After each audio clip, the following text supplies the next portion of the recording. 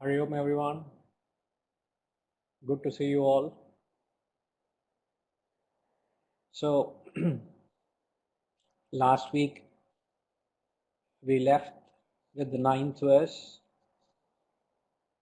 If we recall, we studied the ladder of rise. The ladder of rise starts with the famous Satsangatve Nissangatva.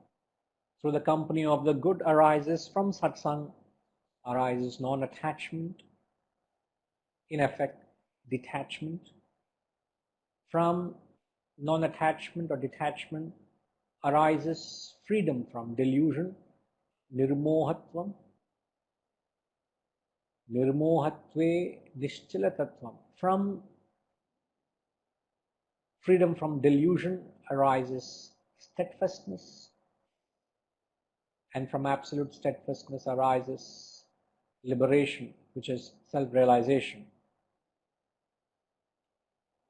Now, I remember I did mention that we will revisit the concept of satsang. I wouldn't want to deliberate on aspects which we already discussed, but it's very interesting. In fact, it's very, very important we understand the importance of a larger perspective of what truly satsang means.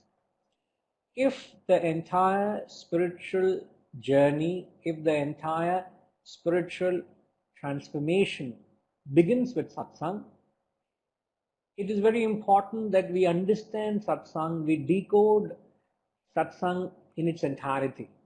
Now, there's nothing in its entirety, but rather I believe it is necessary that we revisit this idea of satsang. Now, broadly speaking, satsang, we have defined satsang as sat means anything which is in your interest, in your benevolence, in your upliftment, in your betterment. Sat in that sense refers to the ideal, the good, the hitam, the best company you can keep. Sang is company. So sat sang in a layman's term can be said as to keep yourself in the good company. Sat sang means to be in the right company, to be in the company which will help you evolve, which will help you transform,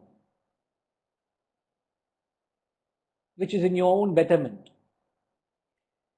Now, how much ever you and I wish to be in that company, how much ever genuinely you long to be in the company of such people,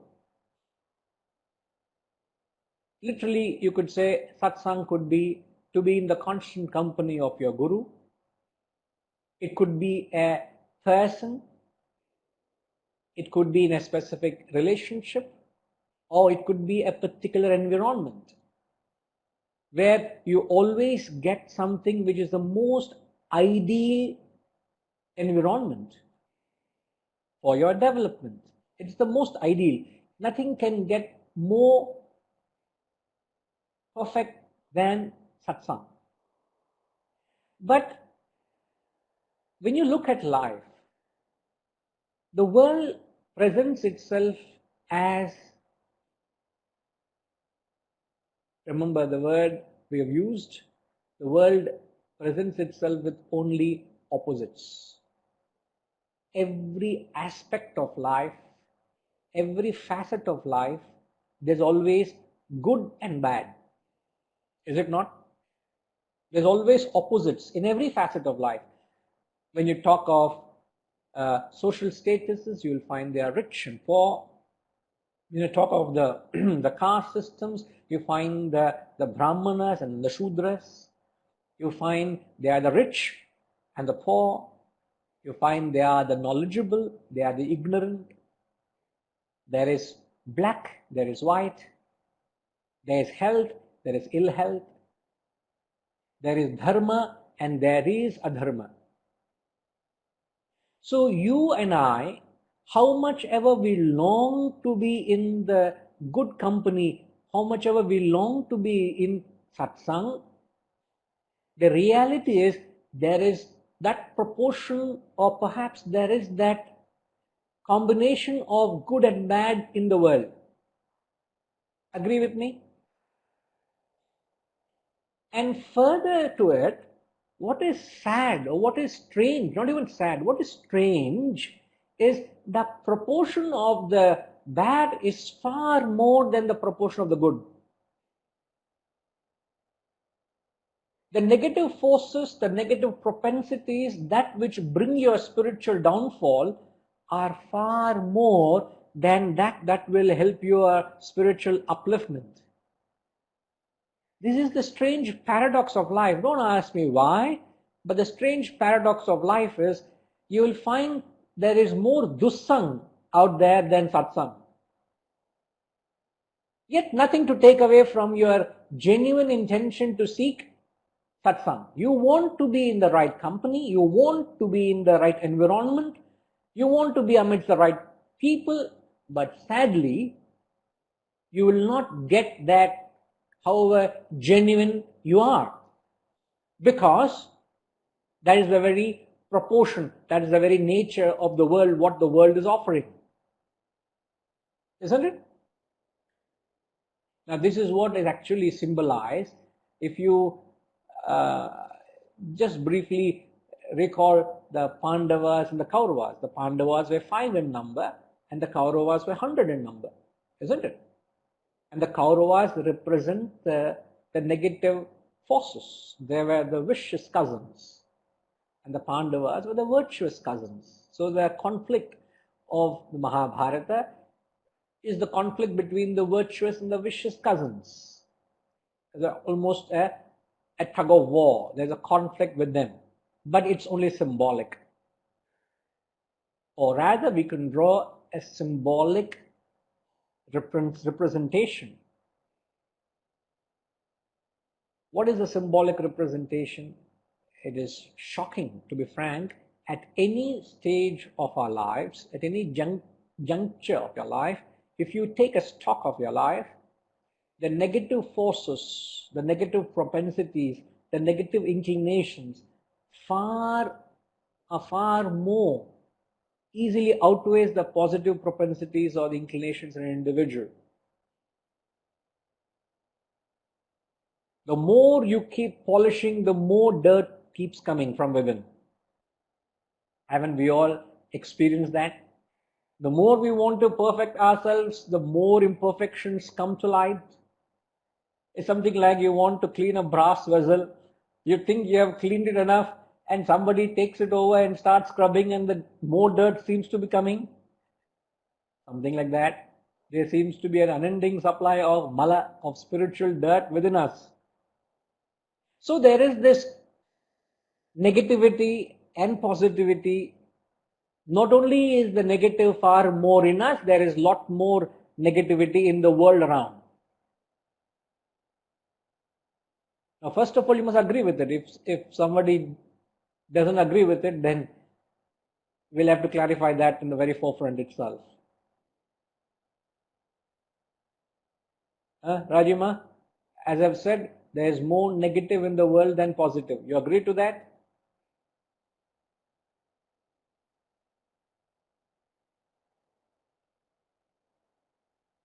All right. See, you're all making my life very easy, you know. There are some people who don't make my life easy. In classrooms, it does happen once in a while that there are people who would want to come,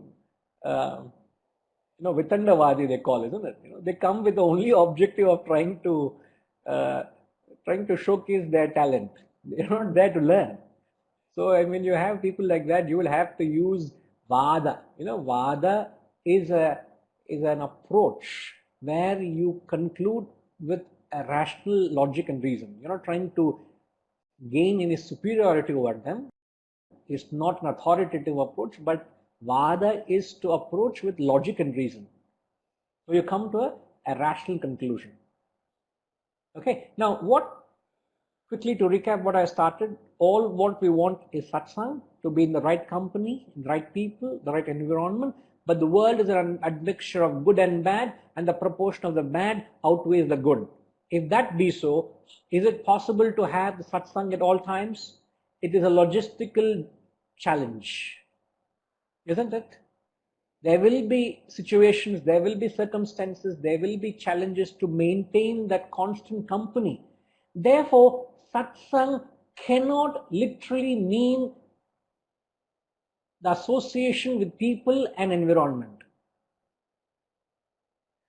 Isn't it? No doubt, undoubtedly your effort would be to constantly choose the right people, constantly choose the right environment. It's like when you're eating, there's so much of junk out there.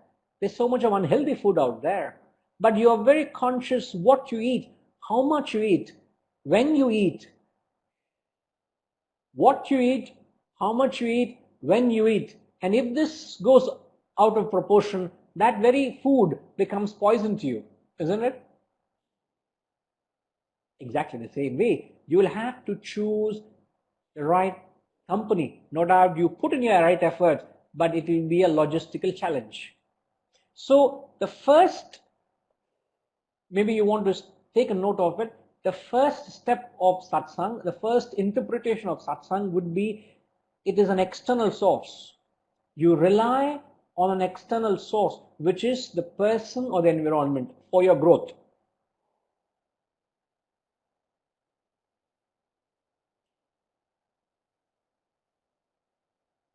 So satsang is you rely on an external source or an environment for your own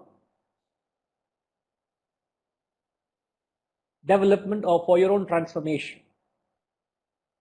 Okay? And then as you go further, if you go deeper into the concept of satsang, what it will actually metamorphose. Ultimately, satsang is how you process whatever you experience. What is your outlook to the world determines whether you're in satsang or dussang. Firstly, it starts with the environment. Secondly, it's all about your outlook. Now, when I say outlook, what do I mean? How do you process all that is presented to you? What do you understand by that?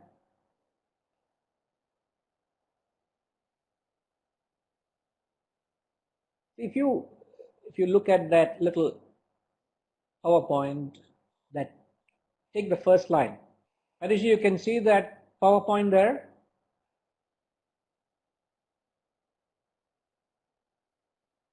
Can you see? You can raise your thumb, we can't hear you. Oh, perfect, great. So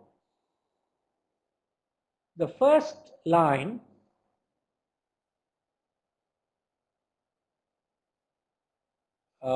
sorry, Rajima, you're asking how much change it has brought in your thinking and actions. I'm sorry, I don't get you. What do you mean by that?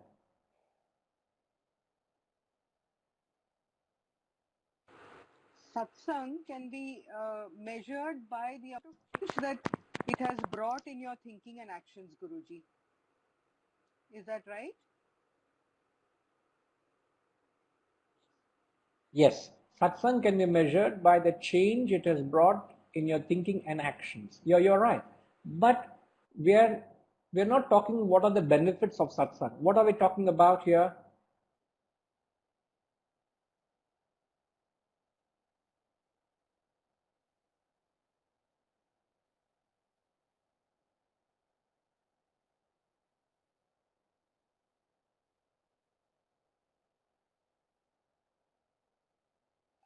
we're we're trying to understand what satsang itself is. We're talking about what is the real outlook. We're not talking of the benefits of satsang. We started by saying satsang is the physical environment or the right people, but then we have a logistical challenge there, and then we said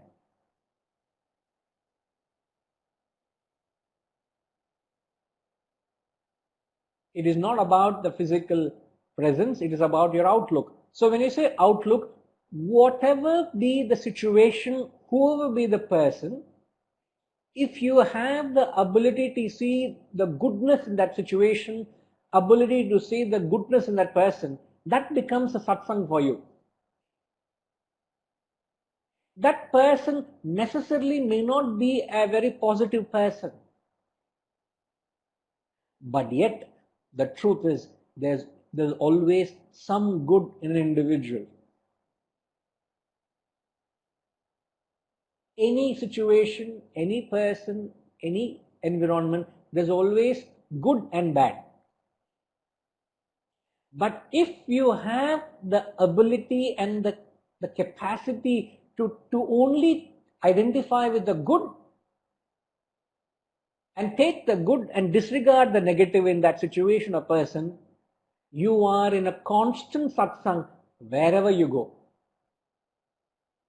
You don't necessarily have to be in the company of your guru all the time, which is not possible. It is not necessary you will be in an ashram environment.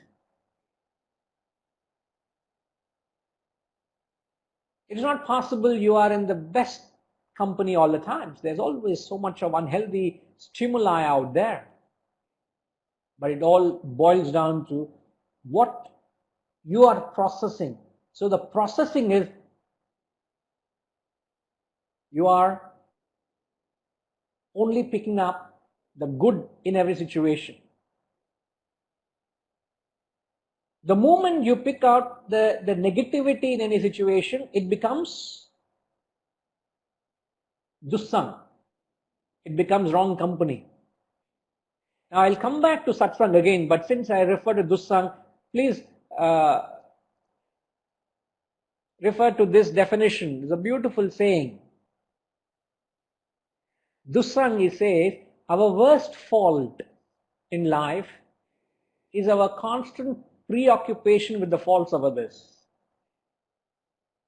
This is perhaps the worst thing you can do. The worst fault is our preoccupation with the faults of others. And if I sit with my association, now let's say in the recent past, if my association with a few of you all, and in every interaction of mine with you all, if I only looked at the shortcomings of all of you, now when I have interacted with Rajima, I will see what is her shortcomings. When I have dealt with Gayatri, I will see where she is going wrong. Whenever I talk to Jayaraman, I am only trying to correct her where all she is doing things wrong and complaining to her. Whenever I look at Amar, I get very annoyed with him. Not really Amar, I am just saying example.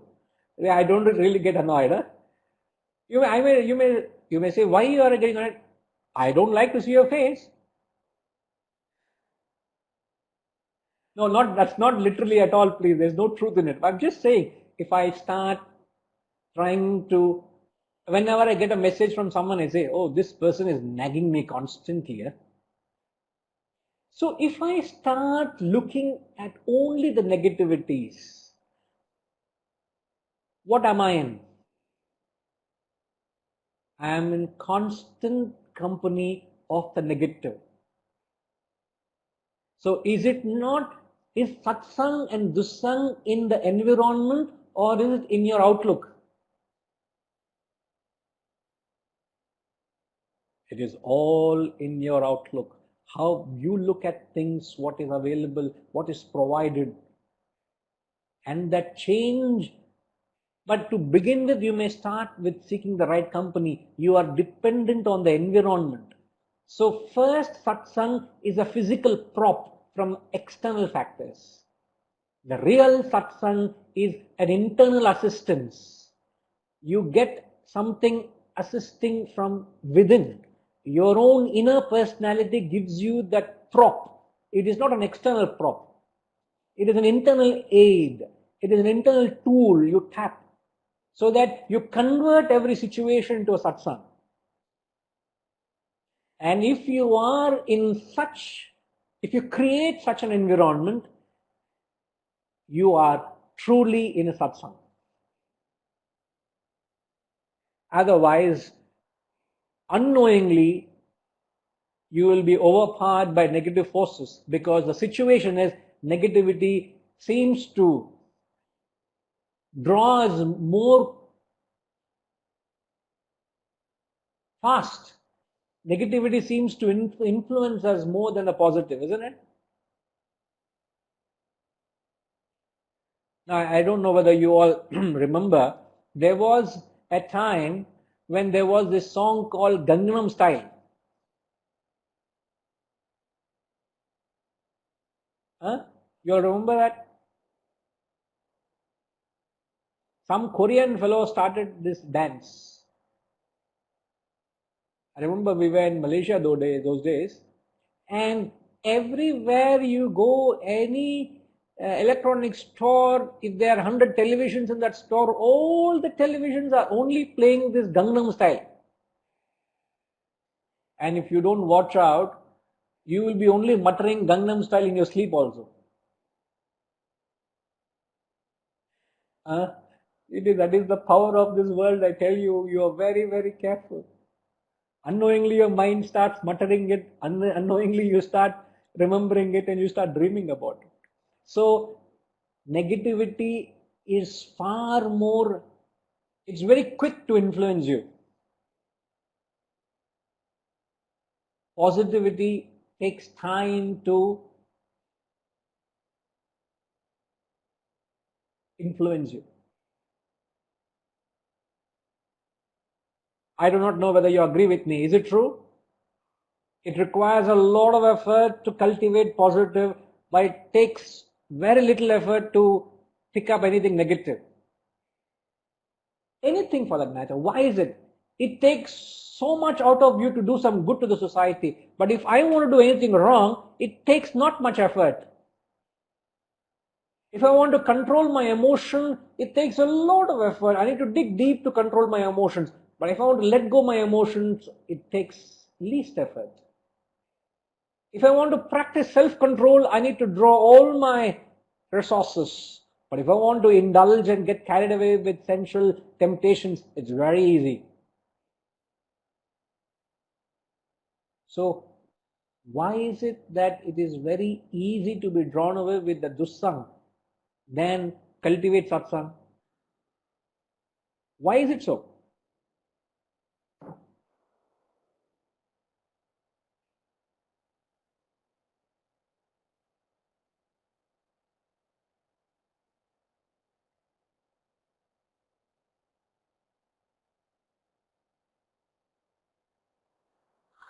Hmm? Why do you think it is? Do you all agree with me? But why is it that? Why does it take so much effort to do good?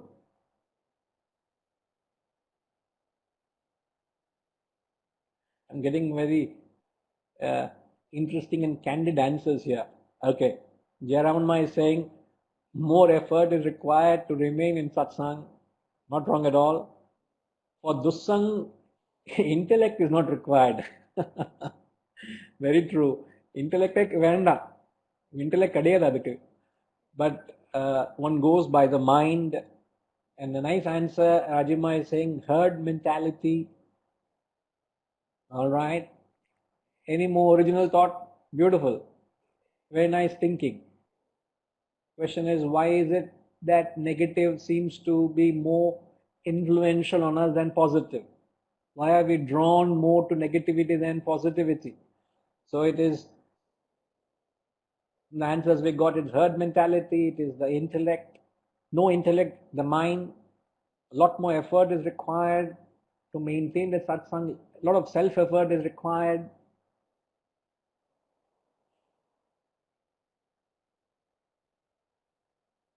What else?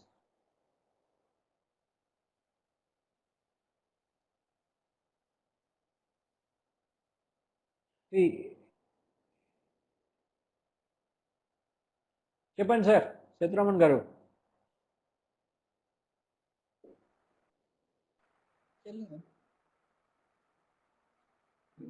I agree with them that you have to put lot of effort for doing good, and you don't need any effort for doing bad.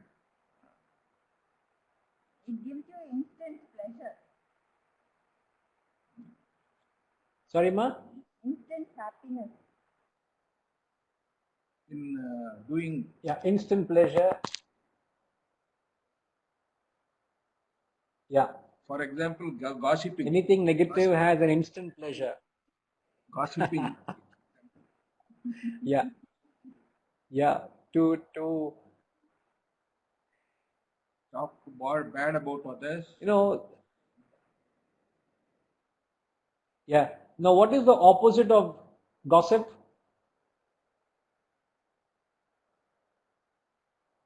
Talking good. Not talking. Not No. talking about others. Yeah, not talking. Minding your own business. But let's say, ma, you and me are in a conversation, and we both are talking about a common friend of ours. But if we both indulge in the negativity or shortcomings of another person, a common friend of ours, that's called gossip. Okay. But let's say both of us are talking about a good quality, something you and I want to emulate from that person. You're inspired by a particular quality or a trait from another person. Is there anything wrong in doing that? No, there's nothing wrong. Very rare you find people indulging in that kind of an exercise. I don't know, there's some kind of joy we get by putting another person down. Sadistic joy. Huh? Isn't it? So unknowingly, the amount of dussang we are creating is alarming, isn't it? It's shocking. What kind of, the moment you get up, you want your hot cup of tea or coffee, and first thing is you want to read the newspaper. And the worst way you can begin your day is with a newspaper. Because newspaper thrives only on negativity, gossip.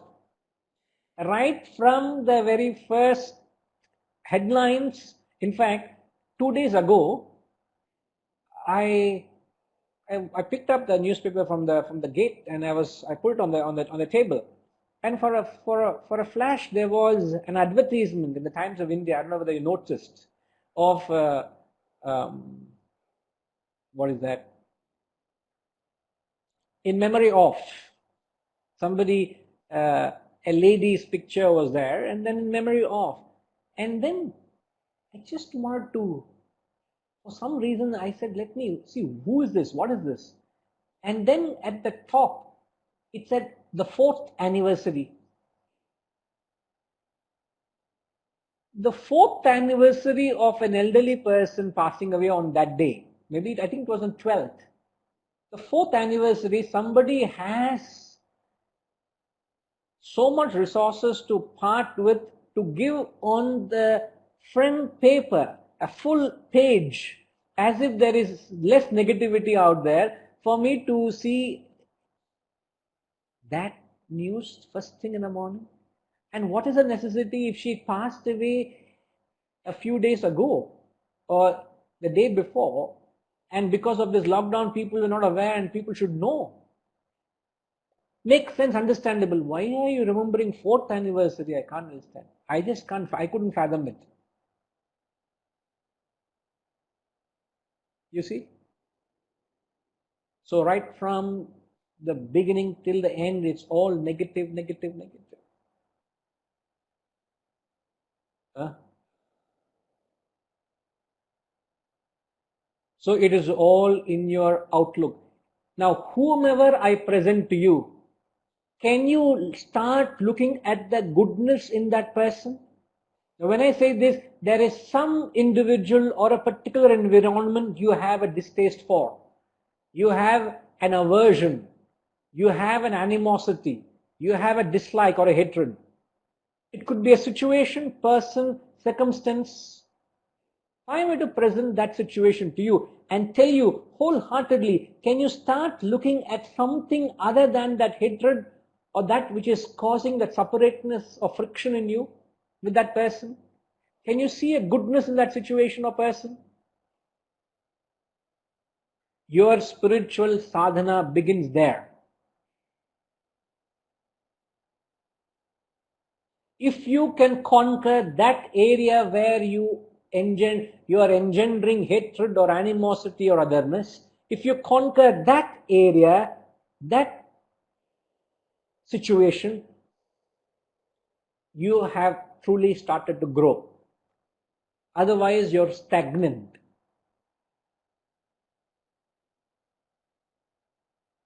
See, you're not presenting yourself challenges. Growth only happens when you're presented with a challenge. And the challenge here is to change your outlook to every situation, circumstance which you've got. Your life has become stale. You want to freshen it up. You want to refresh in your life. You'll have to change your outlook to life, which is to convert that which is bad. You want to make it good. It's like, strange as it may sound, yet factual it is. You know, the transparent glass we see, even the specs we wear, some of you are wearing, and I think I'm going to join the party soon, you know. So I need to, once the lockdown ends, I need to pick up. Nowadays, I am taking the mobile phone as far as possible to read. I said, how far can I go? Because my arm's length is not sufficient now. I'm not able to read. Then I'm telling Vijay and Vaishnavi, can you please tell me, have I typed correctly, or what is this, you know? Not able to read. So you need that little aid to see clearly. I got tested. I got a little basic sight because of age. It comes and naturally I've told. But where do you think this glass or mirror, where does it come from? Is it not from stone? How an opaque stone can be transformed into a transparent glass? Am I not right? No reaction from you all. I'm doubting. Is it not true? Obviously, it has gone through a certain process, isn't it? Similarly, that opaque, that which is, didn't know that, so you learned something more, Gayatrima, today. Indeed. Yes, Chatraman garu. Laptop ఇచ్చింది కదా అది ఇచ్చింది పాతది.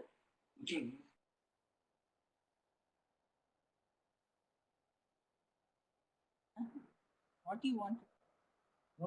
It's a ceramic product. There are two methods of making glass lens. One is from ceramic material, another is from resin. Synthetically it can be made, or it can be from natural materials. Opaque materials, as you said. Yeah, very much. But naturally also can be made, isn't it? Glass is made. Yeah. So glass is made out of opaque surface, a rock. So how to convert that which is presenting a challenge to you as a satsang, convert that which is an obstacle as a stepping stone. And if you are able to do that, you will achieve a great amount of overpowering your own negativity.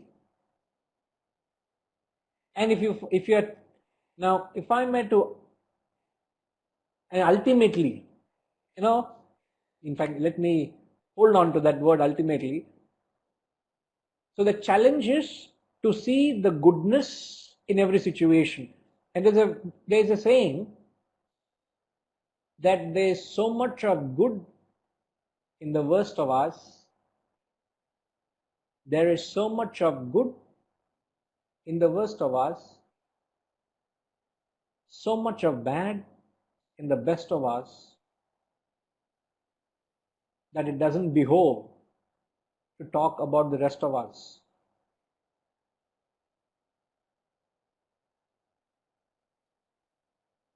There's so much of good in the worst of us. There's so much of bad in the best of us that it doesn't behove to talk about the rest of us.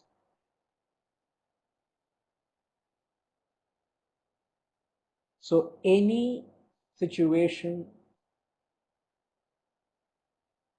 there's so much of good in the best of us, there's so much of bad,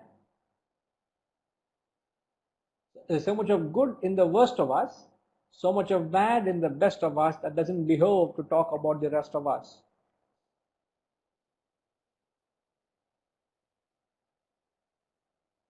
So the choice is whether you want to see good or bad, but there is good and bad. But, okay, Harishji has commented, nothing by itself is good or bad, positive or negative. All these connotations are in ourselves only. Yes, it is your perception, your outlook. Very well said. It is your own outlook. What you make of it. But if I were to ask you, what is the real satsang? If you are at that level, you are extraordinary level. First we said you find a good company, a good person, good environment, and then we said it is not external prop, it is an internal change in your outlook to what that is presented, ability to see good in everything, in every situation. And then we are moving on to the highest satsang you can maintain. So what is the greatest satsang you can have?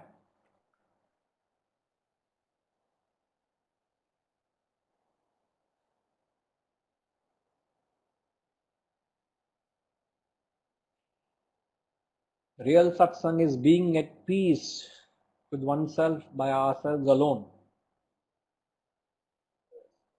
But then for which you will have to retire to the woods. You will be by yourself alone, nobody to disturb you, only there will be the wildlife around you. I do not know if you can run away from them also, I'm not sure. There will be birds and beasts around you, Harishji. How do you escape that?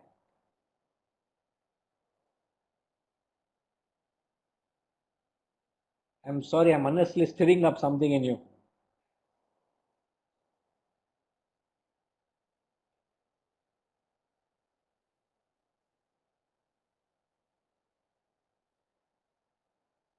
I don't understand, Rajima. What is this you said?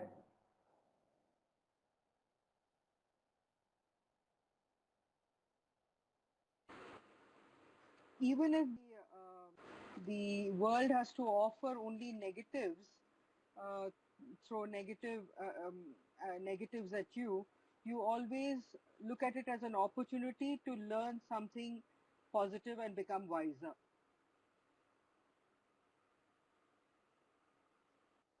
Correct.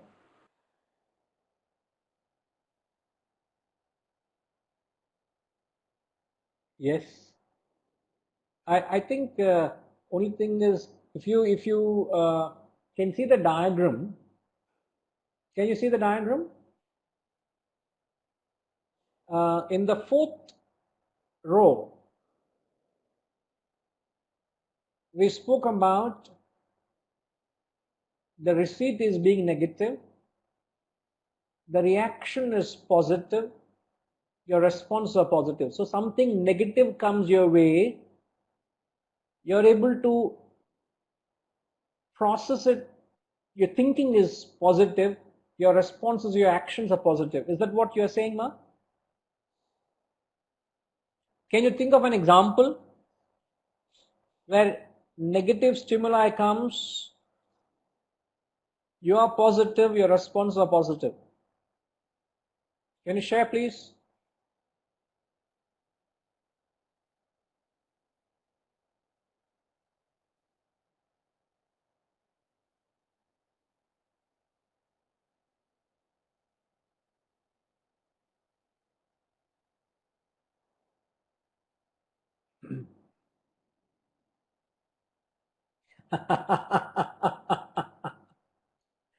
No, you are the only person or the first person I've heard who has conquered that.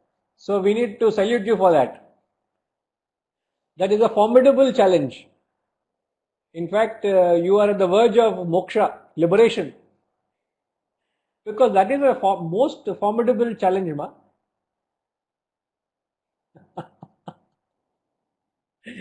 I'm just kidding. Now, is think in lines, perhaps if someone has an example or a relation or a situation to explain how the world treats you negatively, but your reaction is positive and your response are positive. World has treated you negatively. Yeah? The world has denounced you. The world dismisses you, but your reaction is very accommodative, very forgiving. Yes, sir. Sitram garu, cheppandi. When I started my entrepreneurship in 82, very first order we had where we worked for 6 months and we ended in loss. We started with very little capital, everything was wiped out, and it was a loss. But our reaction was that we have formed a team, now we have established, we have a track record, and on this basis we can get more orders. So this was the reaction, and the response, we started getting orders and we started establishing. So I had a failure in the very beginning, but I took it in a positive way, and also I got response. Yes, that's a nice way of looking at how you approach a failure or a criticism or a challenge, isn't it? That's what the Setharamanji is saying. In fact, if you have to personify that act of transforming a negative stimuli, I am often reminded of the famous words of Christ. When Christ was being crucified on the cross, what were the words of Christ? He just said, Father, forgive them. They know not what they do. For God's sake, somebody is nailing you on the cross and you have the magnanimity, you have the grandeur, the maturity to say, Father, forgive them.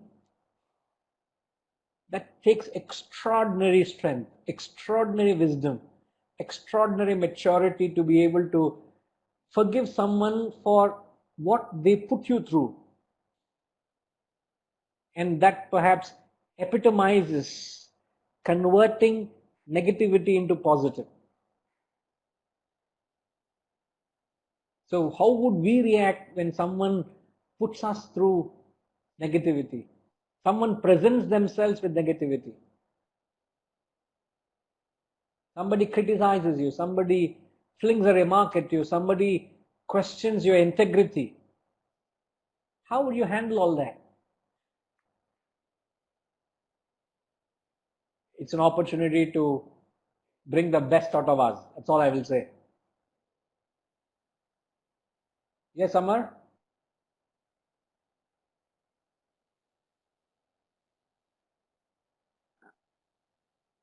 I think this requires a lot of effort, I believe. Generally, when it's a good example, always the old group which I was having here name kept as satsang. But whenever any people raise any question after the class, they used to say, what this guy is asking, what this guy is asking, this was. Okay. But I never knew what is the real meaning of satsang actually. We thought satsang is a group of people sitting here. But now I came to know even in the group, we need to take up the positive, not negative. And work on this thing. So it is very difficult. I really understand the meaning. But Guruji, this is something like, we when working as a team and all, I think we slowly from the last 2-3 months or 4 months, we are able to take a positive. But sometimes even we look into positive, they will try to pull you down in some other. But still, like the example what Jesus said, so our attitude also be like that. Because sometimes, it agitates us for 1 or 2 days, the comments they make or the Yeah, it is. It is seriously. It is very, very important to carry the attitude so that, as what Harishji said, to be able to keep that peace within oneself. You are only forgiving other people only to retain and restore your peace within. You're not forgiving them for their sake, you're forgiving yourself for your agitations. You want to let go of yourself. Otherwise, you will go through a lot of suffering. Okay? Just reading one or two comments. Gayatri Ma says, real satsang is living as per our internal positivity. Well, you again perhaps representing the idea of looking in the good. You can only see good in others only when you are good, isn't it? Like this morning, Somima sent me a morning greeting message, and the message read, when you look for good in others, you discover the best in yourself. That's very true, isn't it? When you look for good in others, it brings the best out of you. You discover the goodness in you. So I thought it was a very beautiful message, very apt. So the moment I saw that, I took a note of it because I know we are going to talk about satsang. So if there's an opportunity, I will give a reference to that. So when you look for good in others, you discover the best in yourself. In fact, when you want to see good in others, it brings the best out of you. Isn't it? And Harishji further said that when you are at peace with ourselves, we only see everything as positive. So you have only positive thoughts. So in satsang, yes, very much again you are reiterating what we mentioned. Now, what my question was, okay, Jairam also said, seeing the good always in all. Again, you're all still harping on seeing the good in others. Now, my question is, what is the ultimate satsang? The ultimate satsang is to see that which lies beyond the good and the bad.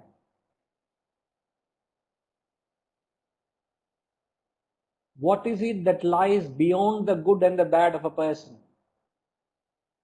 See, the good and the bad are mere vestures, are mere layers, are only gunas, are only qualities.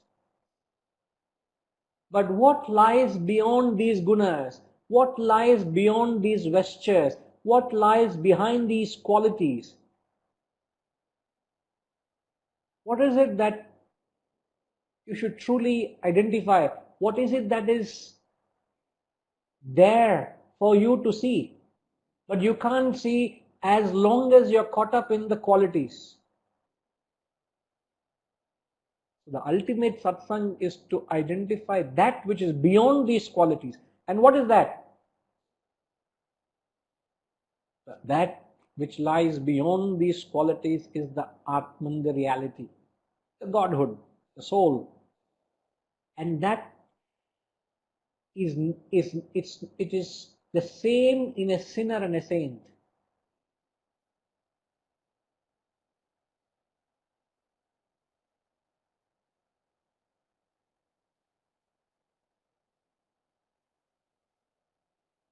The Atman in a sinner, the Atman in a saint is the same. Can you see the Atman in a sinner?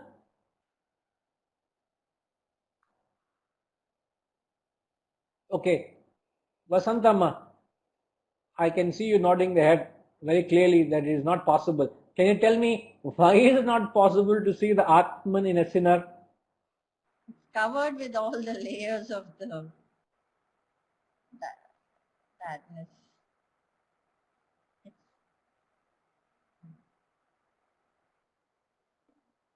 But do you agree that the Atman in him is very pure? Atman is pure, but Atman is pure. But you can't see the Atman. You cannot see the Atman in him. Why can't you see? But why can you see? Yeah, but why can you see Atman in a noble person, in a benevolent person, in a saint for that matter. How is it you're able to see Atma in a sattvic person? It is clear. It's not clouded. Okay. Now, no. Please, the question is trickier. The question is, how is it that you are able to see the Atman in a sattvic person or a good person? The act we see. Now you got to question the very, sir, please wait, sir. You got to question the very question itself here. The question is, you agreed to me that you are able to see Atman in a good person. Correct? Huh? Yeah. Now my question is, are you sure you are able to see the Atman in a good person?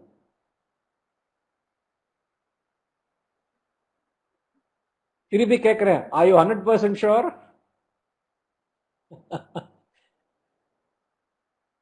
It is good deed. திருப்பி கேட்கிறேன். Are you 200% sure? I'm very sure. Rajinikanth dialogue சொல்லணும். நான் ஒரு வாட்டி சொன்னானா என்ன dialogue அது?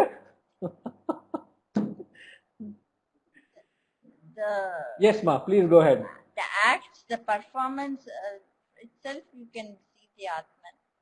The gunas, with the sattvic gunas, it becomes more clear. When more and more sattvic gunas are there in a person, Okay. it becomes more clear. By the act he does, by the work. But the acts, okay. No, I understand very, very well what you're saying. But just to make us think, is it not possible that you're identifying with the guna there than the Atman? Is it not possible that you're identifying with the sattvic quality or the noble qualities in him than the Atman which is hidden behind it? Yes, Is it possible or not? the sattvic quality. Yeah. Could you- Because if you say, because Amar, 1 minute. Because if you say that you can see the Atman in a saint, you should be able to see the Atman in a sinner also.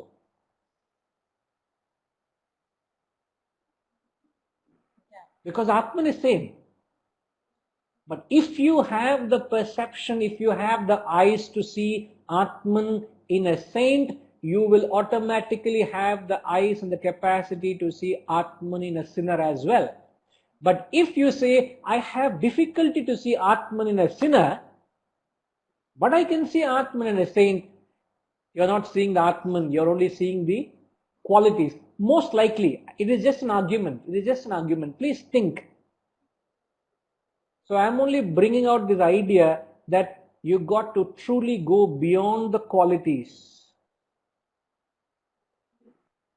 So when you like a person or you hate a person, you're only getting carried away by the qualities, ma.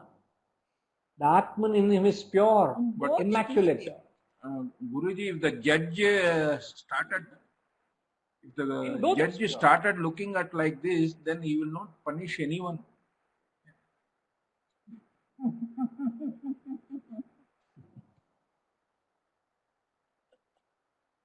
They are putting.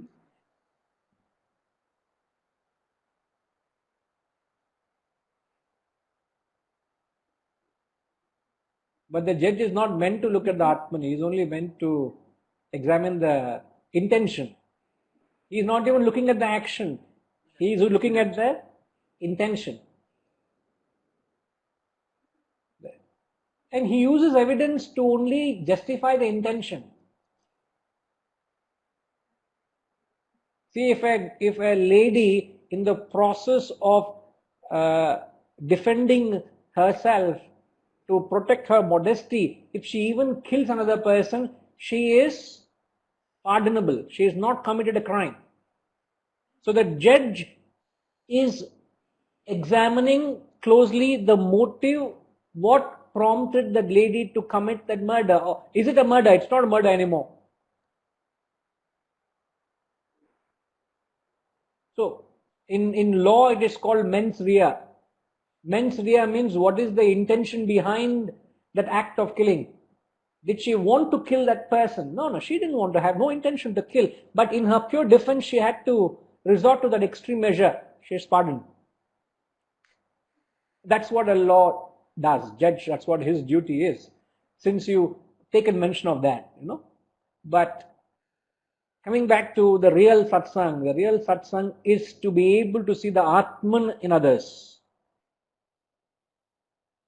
Now, if you go back, okay, before I move ahead, I would like to listen to Amar. Amar, yes, you had something to say? Sorry, please go ahead, Amar. Regarding this only, Guruji, actually what all this says, we were looking into the person, into the physical, like body, mind, intellect, but never understanding that with the Atman. That was the major reason, I think, mainly. We were looking into the likes and dislike and acting.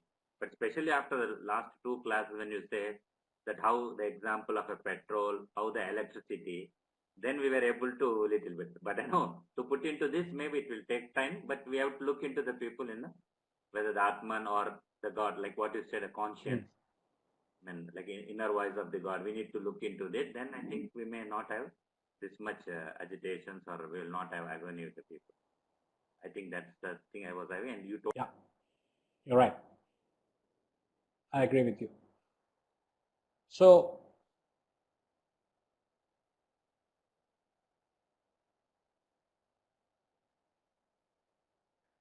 okay, the comment Harishji said, we see the goodness in a sattvic person because the shroud covering the essential goodness is thinner, and conversely the shroud of a sinner is thicker.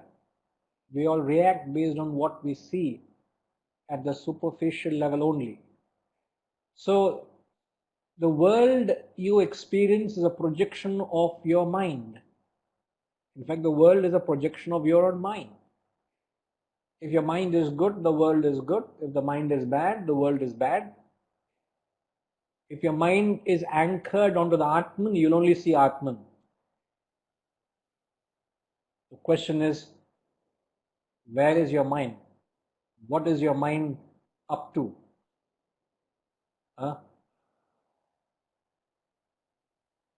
So the ultimate satsang is to identify with the Atman within. So the moment you shift your focus, a simple statement should send shivers through your spine. A simple statement like this is, you're not the body, you're not the mind, you're not the intellect, you are your essential self. A simple statement like that should put you through convulsions. I'm not the body, you're not the body, you're not the mind, you're not the intellect, you are yourself. So just to keep mechanically repeating that I am not this. In fact, the most powerful spiritual sadhana is to keep saying the word neti, neti, neti, not this, not this, not this. If you can say not this, there will be nothing left to assert. You will fall back on the Atman. Now, if you look at your thoughts, what are you asserting? There's something that you're asserting, something that you're holding on to, something that you're pinging your thoughts on, and that's what your life is. So, if you can shift all that, negate the lower and hold on to the higher, the ultimate satsang is the Atman. Where is the Atman? Right within me. And if you can associate, identify with the Atman, you will only project the Atman. You will not get carried away with the good or bad. You will not need an external prop. You will not need the outlook. The ultimate outlook is the Atman. So we have observed Atman first as an external prop or an external stimuli. Then we moved on to the internal capacity to see the goodness wherever, in any situation or a person. And then we said the ultimate satsang is to go beyond the qualities and see the Atman which is there, which is the underlying reality, the consciousness, which is the same everywhere.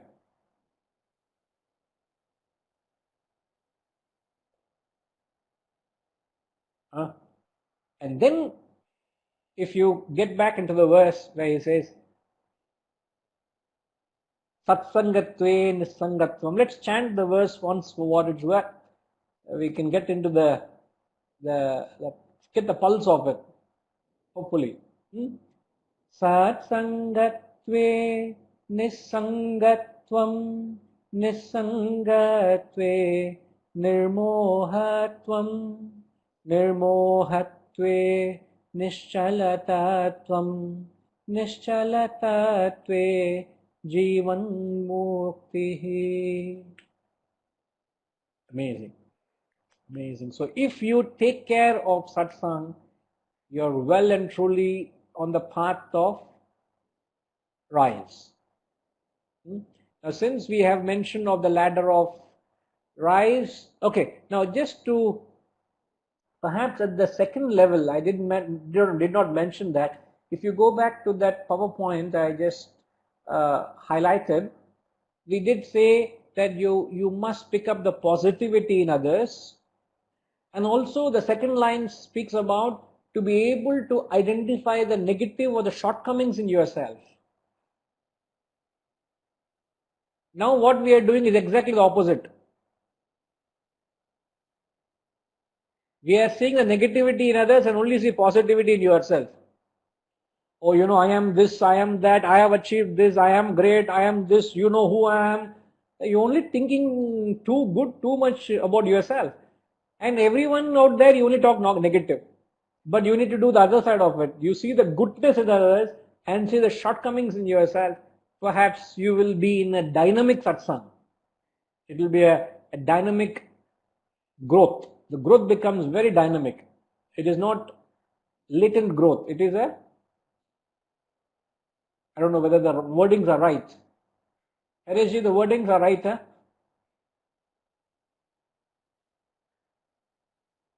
We can't hear you.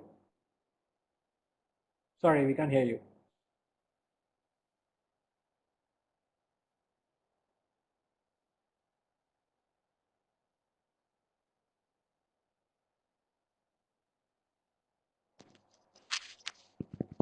Guruji. Yes, sir. How are you? आप दाल बनाओगे आज? I keep the dal, you do the tadka. You can or you Of course, टमाटर प्याज का. however you want. Dal, chawal, tadka. We are also coming.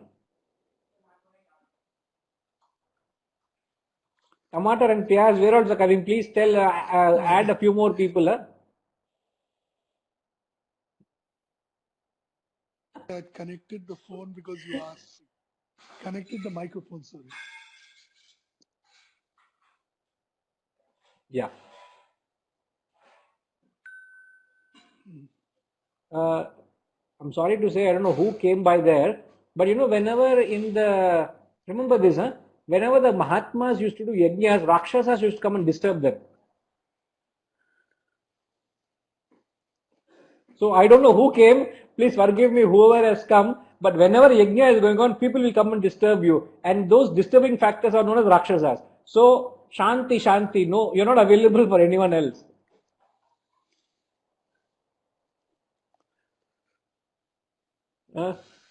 So what was the question, Hariji? You said something about is it right? But I have got distracted enough not to remember. Preoccupied, distracted with tomato and chana. No. What did we ask?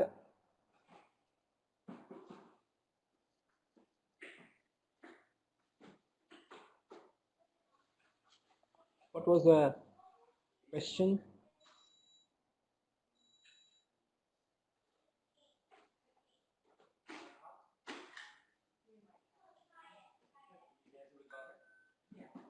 Rajima, what was the question, Rajima?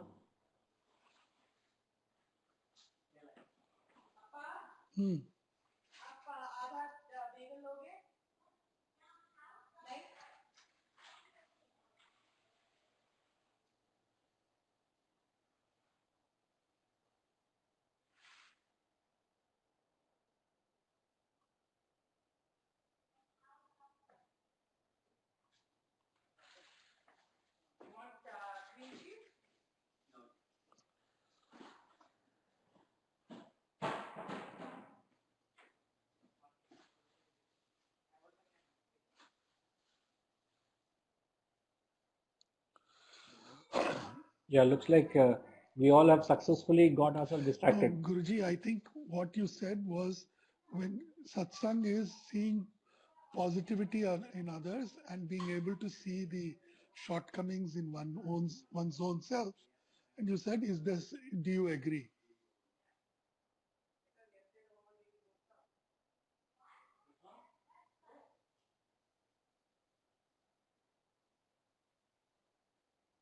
I don't know. I'm still with Chenna and Tomato. I'm not able to get my mind off that, you know. Obviously, I'm also hungry, you know. That could be also one of the reasons.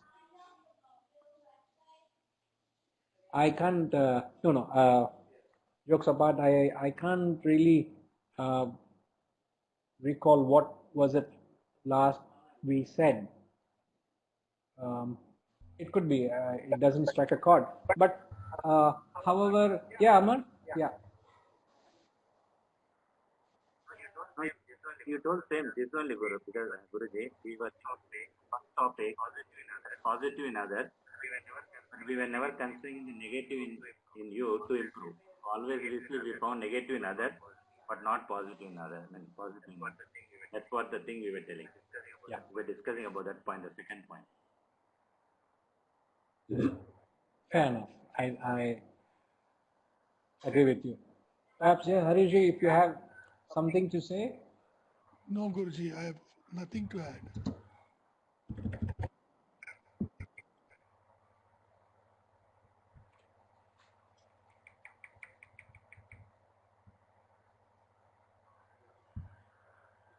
But, however, you will just understand. Harishji, could you mute your microphone, please?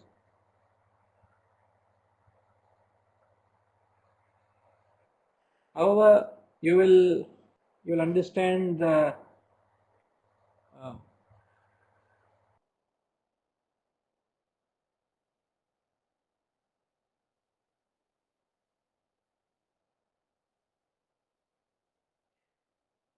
hello. Okay. Yeah. So what I would like to conclude is to maintain satsang itself requires a lot of awareness.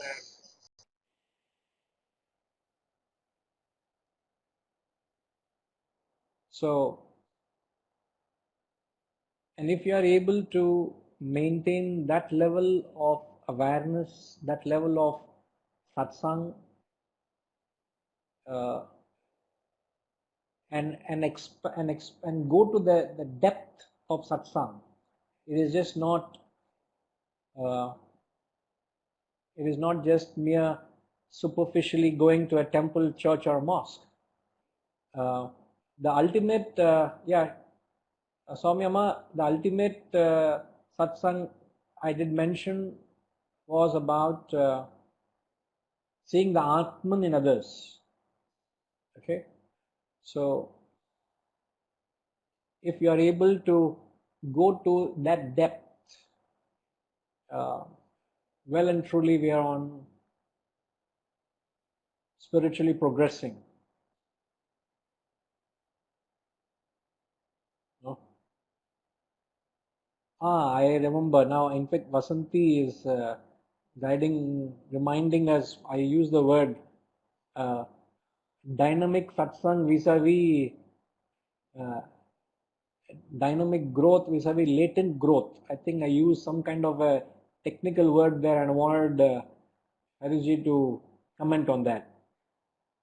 But however, thanks Vasanti on that. Yeah, I remember slipping into that word and wanted his comment on it.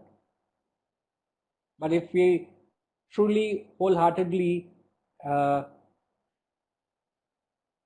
uphold the real spirit of satsang, we are well and truly in the path of spiritual transformation.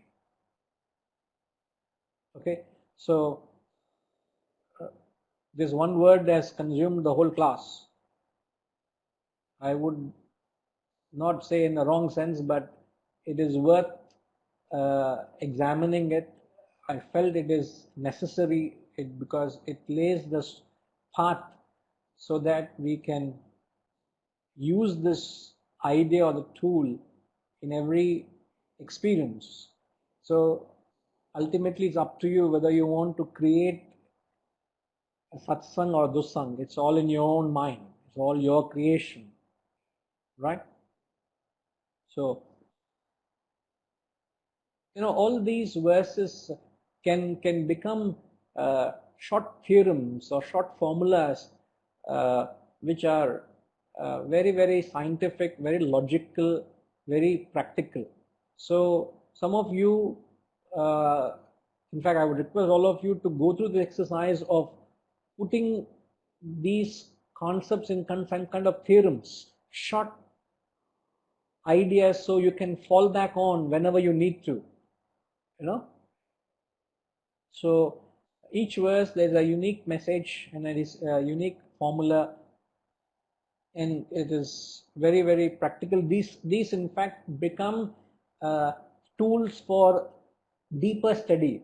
For example, certain sections of the Gita you find is much deeper. At some stage, I believe we can go into the study of the Upanishads.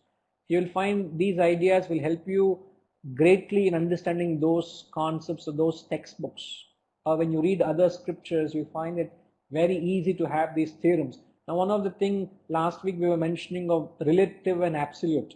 Also, you need to keep that as well as in mind, because in fact in the I think in the 11th verse, if I'm not wrong, there is going to be mention about how you take a relative approach and an absolute approach. Again, different perspective. So keep a note of all these ideas, keep jotting it down. It will help you for your reference some stage later. All right? And since last reference is you must keep this ladder of fall in mind.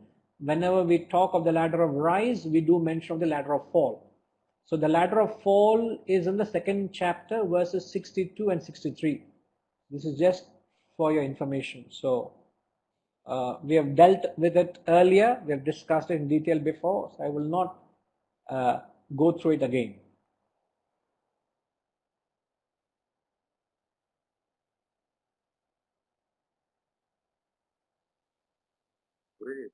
Chapter 2, verses 62 and 63.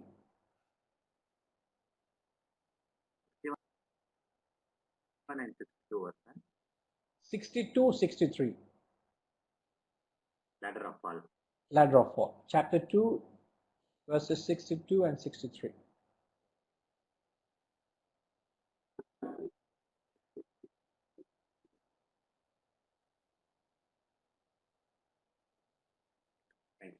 So Harish is asking, satsang and dussang are not physical.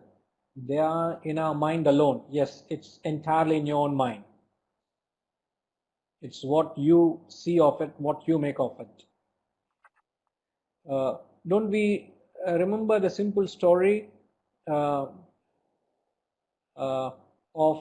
Krishna calling Duryodhana, and he said, I want you to go around in the world and find me one good person.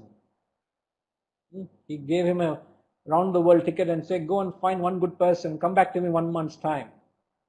He took his order and he left. And independently he called Yudhishthira. He told Duryodhana, go and find one good person. And he told Yudhishthira, find one bad person, one evil fellow. So each one went independently, and after 1 month they came back, and Duryodhana says, Krishna, I've tried sincerely for your sake. But Duryodhana said, I couldn't find a single good fellow out there. Everybody I met, I found some flaw in him. That fellow is an arch crook. Some fellow is the crookest of all. He is a PhD in foolery, and something he found in fault in others. So I couldn't find a single good fellow. And whom is he talking to? Duryodhana is talking to Lord Narayana himself. So look at the mind of Duryodhana. he couldn't find any good in Krishna himself. So if you are corrupt, you can even pollute the Lord himself. And yet, on the other side, you had Yudhishthira, who also went around in the world and said, I couldn't find a single evil person. And he didn't have to go far.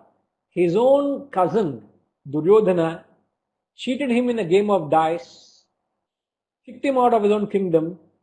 He derobed his wife in open parliament. You can't think of any more atrocious acts done by his own cousin, Duryodhana. But he also came back and said, sorry Krishna, I couldn't find a single evil fellow in the world out there. So if you are seeing goodness out there, it is your own mind. If you are seeing negativity out there, it is your own mind. It's up to you what you make of it. So I will leave you with that. It's up to you what you make of it. Okay? So we will conclude with our prayer. Om Purnamada Purnamidam Purnat Purnamudachyate Purnasya Purnamadaya Purnamevavashishyate. Om Shanti Shanti Shanti. Hari Om.